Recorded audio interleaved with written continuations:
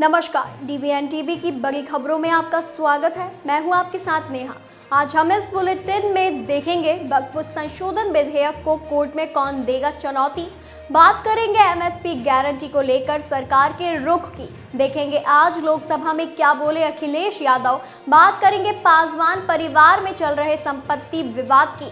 एक नजर डालेंगे प्रधानमंत्री मोदी की होने वाली बैंकॉक यात्रा पर और बुलेटिन के आखिर में बात करेंगे आज से लगने वाले जैसे को तैसे टैरिफ की। लेकिन इन सभी खबरों से पहले एक नजर आज की कुछ हेडलाइंस पर।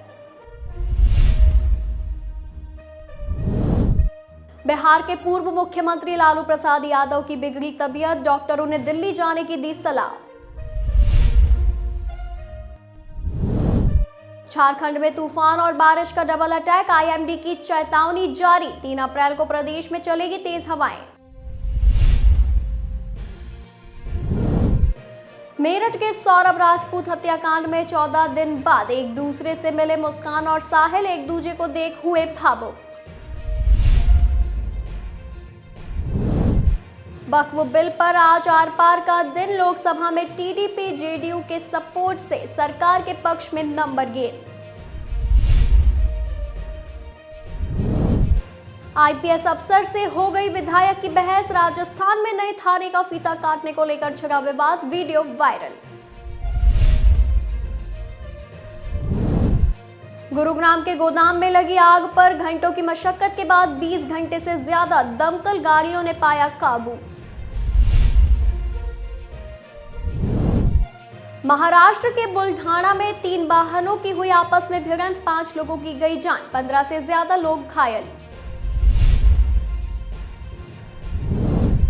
केदारनाथ यात्रा से पहले बड़ा खतरा, रुद्रप्रयाग में 12 खच्चरों में मिला खतरनाक वायरस, प्रशासन ने किया क्वारंटाइन। गुजरात पटाखा गोदाम विस्फोट में मारे गए 21 लोगों के शव मध्य प्रदेश के गांव के लिए हुए रवाना, परिवार वालों का हुआ बुरा हाल। मेरठ के सौरभ राजपूत जैसे अंजाम का खौफ, ग्वालियर में पत्नी से डरा पति, बताया जान को खतरा।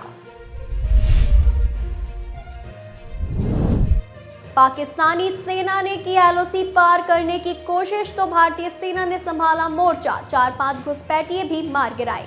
ये तो थी हेडलाइंस। अब चलिए बात कर लेते हैं बड़ी खबरों की।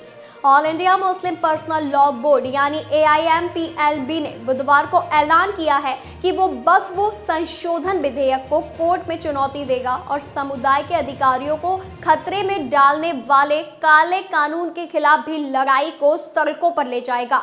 बताते चले AIMPLB का कहना है कि वो किसान आंदोलन की तर्ज पर विरोध प्रदर्शन करेगा। दरअसल वक्फ संशोधन विधेयक को बुधवार को चर्चा और पारित करने के लिए लोकसभा में पेश किया गया है। अगर लोकसभा से ये विधेयक पारित हो जाता है तो गुरुवार को इसे राज्यसभा में पेश किया जाएगा। AIMPLB के सदस्य मोहम्मद अदीब ने प्रेस कॉन्फ्रेंस में प्रस्तावित विधेयक की आलोचना की और दावा किया कि ये मुस्लिम समुदाय की संपत्तियों को जब्त करने का एक प्रयास है।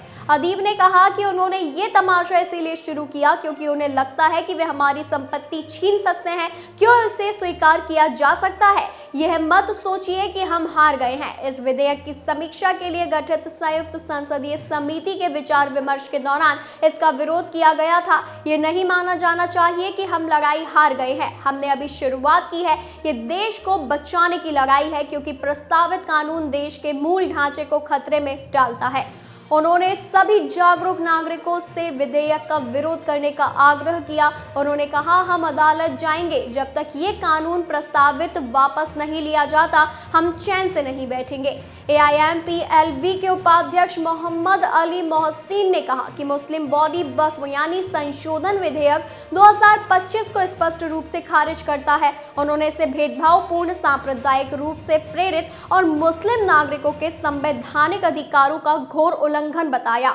AIMPLV के प्रवक्ता मोहम्मद अली मोहसिन ने कहा कि हमने ये लड़ाई इसीलिए शुरू की है क्योंकि हम देश को बचाना चाहते हैं। हमारा उद्देश्य इस काले कानून को खत्म करना है। उन्होंने कहा कि बोर्ड के सदस्य किसान आंदोलन की तर्ज पर पूरे देश में विरोध प्रदर्शन करेंगे। मोहसिन ने कहा, हम किसानों की तरह ही पूरे देश में कार्यक्रम आयोजित करेंगे। अगर जरूरत पड़ी तो हम रास्ते जाम करेंगे और बिल का विरोध करने के लिए सभी शांतिपूर्ण उपाय अपनाएंगे।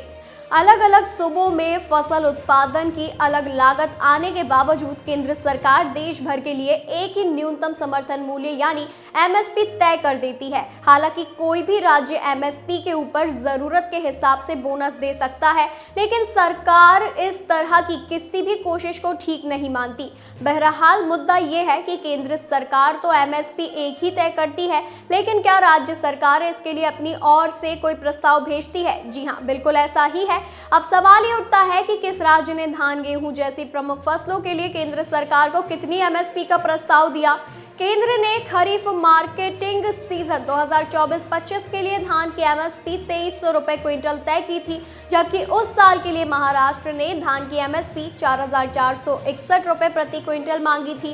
केरल ने 3690 रुपए और कर्नाटक सरकार ने 3426 रुपए प्रति क्विंटल MSP की मांग की थी। राज्य सरकारों ने केंद्र से अपने सूबे के लिए चाहे जितनी MSP का प्रस्ताव दिया हो, लेकिन उसे ठंडे बस्ते में डाल दिया। केंद्र ने देश भर में धान की संपूर्ण लागत महज 2008 रुपए प्रति क्विंटल मानी। ताज्जुब यह है कि C2 कास्ट बताने के बावजूद केंद्र सरकार ने उसे माना नहीं। सरकार ने A2+FL फॉर्मूले के आधार पर धान की उत्पादन लागत को प्रति क्विंटल 1533 रुपए बताया और उस पर न्यूनतम 50% मुनाफा जोड़कर 2300 रुपए MSP तय कर दी। राज्य के प्रस्तावों पर इतनी कटौती के बावजूद कुछ लोगों को लगता है कि MSP की लीगल गारंटी मिलने के बाद महंगाई बढ़ जाएगी। गुजरात सरकार ने केंद्र सरकार को पत्र लिखकर 1 अप्रैल 2025 से शुरू हुई रबी मार्केटिंग सीजन 2025-26 के लिए गेहूं की MSP 4050 रुपए प्रति क्विंटल तय करने की मांग उठाई थी। पश्चिम बंगाल ने 3050 और इसके अलावा महाराष्ट्र ने गेहूं की MSP भी 4461 रुपए मांगी, जबकि केंद्र सरकार ने MSP 2425 रुपए तय की है। यानी इन सूबों की मांग के मुकाबले MSP बेहद कम है। समाजवादी पार्टी के प्रमुख अखिलेश यादव ने वक्फ संशोधन विधेयक 2024 पर मोदी सरकार को जमकर घेरा है। उन्होंने बुधवार को लोकसभा में कहा कि सरकार अपनी नाकामियों को छिपाने के लिए ये बिल ला रही है। उनकी नज़र वक्फ की जमीन पर है। अखिलेश ने कहा कि वक्फ की जमीन से बड़ा मुद्दा देश की वो जमीन है जिस पर चीन ने गांव बसा लिए हैं। सदन में बिल पर बहस के दौरान अखिलेश यादव ने कहा कि ये नाकामियों का बिल है। इस सरकार ने नोटबंदी का भी फैसला लिया था, लेकिन आज भी कितनी जगहों से नोट निकल रहे हैं। नाकामी किसानों को लेकर भी है, महंगाई को लेकर भी है। क्या गंगा साफ हो गई? क्या स्मार्ट सिटी बन गई? इस बार नाकामी का पर्दा वक्फ बिल बना है, जिसके लिए फैसला होना है कि उनकी बात को भी अहमियत नहीं दी गई। बता दें कि सपा अध्यक्ष ने कहा कि ये देश सबको साथ लेकर चलता है। अभी कुछ दिन पहले ईद थी, इस बार पता नहीं क्या वजह थी कि पाबंदी लगी थी। मंत्री को ये बताना चाहिए। उन्होंने कहा कि बीजेपी जब भी कोई नया बिल लाती है तो वो अपनी नाकामी छिपाती है। अखिलेश यही नहीं रुके। उन्होंने आगे कहा कि बीजेपी ने महाकुंभ को लेकर बड़े बड़े दावे किए, लोगों की जान गई, वहां पर वो अपनी नाकामी छिपा रही है। कुंभ में जिनकी जान गई सरकार उनके बारे में बताए, जो 1000 हिंदू गायब हुए हैं उनके बारे में सरकार बताए। अखिलेश यादव ने कहा कि मैं बीजेपी की सोच के बारे में बता रहा हूं। धर्म की चीजों से कारोबार नहीं हो सकता। कुंभ क्या कारोबार की जगह है? सपा अध्यक्ष ने कहा कि क्या रेलवे की जमीनें नहीं बेची जा रही है? क्या डिफेंस की जमीनें नहीं बेची जा रही है? वक्फ भी भारत का है। वक्फ की जमीन से बड़ा मुद्दा वो जमीन है जिस पर चीन ने कब्जा कर लिया है। अखिलेश ने कहा कि वक्फ बिल के जरिए मुसलमानों के अधिकारों को छीना जा रहा है।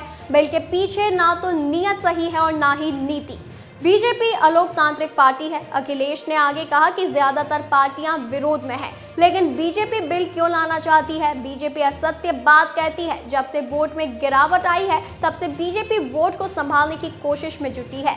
वक्फ की जमीनों पर उसकी नजर है। ये अपने लोगों को जमीनें देना चाहती है। वोट बैंक को संभालने के लिए इस बिल को लाया जा रहा है। इससे पहले जो बिल लाए गए, क्या उससे देश में कोई बदलाव आया? बीजेपी मुस्लिमों में भी बंटवारा चाहती है। इस बिल से वो ऐसा करना चाहती है। केंद्रीय मंत्री चिराग पासवान के परिवार में संपत्ति विवाद का मामला सामने आया है, जो कि अब पुलिस तक भी पहुंच गया है। रामविलास पासवान की पहली पत्नी राजकुमारी देवी ने अपनी 2 देवरानी समेत 5 लोगों के खिलाफ केस दर्ज करवाया है। राजकुमारी देवी ने आरोपियों के खिलाफ खगड़िया के शहर बन्नी गांव स्थित आवास से जेवरात और अन्य सामान फेंकने और बेडरूम और बाथरूम में ताला लगाने का आरोप लगाया है। एसपी राकेश कुमार ने केस दर्ज होने की पुष्टि की। राजकुमारी देवी के लिखित आवेदन पर अल्लौली थाना में पशुपति कुमार पारस की पत्नी शोभा देवी, स्वर्गीय रामचंद्र पासवान की पत्नी सुनैना देवी, एक बॉडीगार्ड और 2 चालक के खिलाफ अल्लौली थाना में केस दर्ज हुआ है।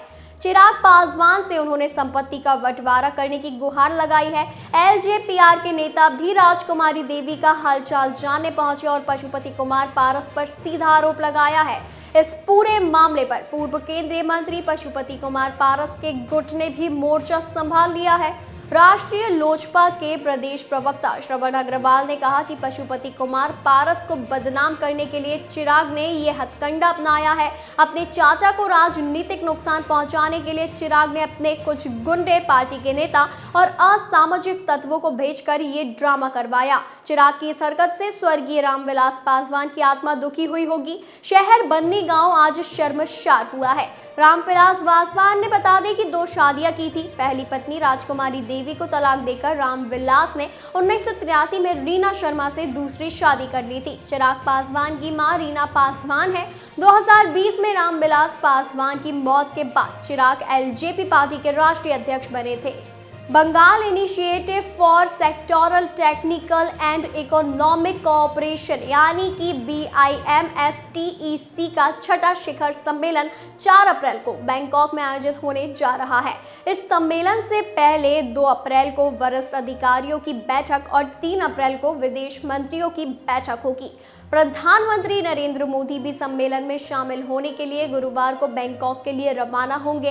कोलंबो में हुए पिछले शिखर सम्मेलन के 3 साल बाद आयोजित होने वाले इस कार्यक्रम का विषय समृद्ध, लचीला और खुला बिम्स्टेक तय किया गया है, जो क्षेत्रीय एकीकरण और आर्थिक सहयोग के लिए इस मंच की प्रतिबद्धता को दर्शाता है।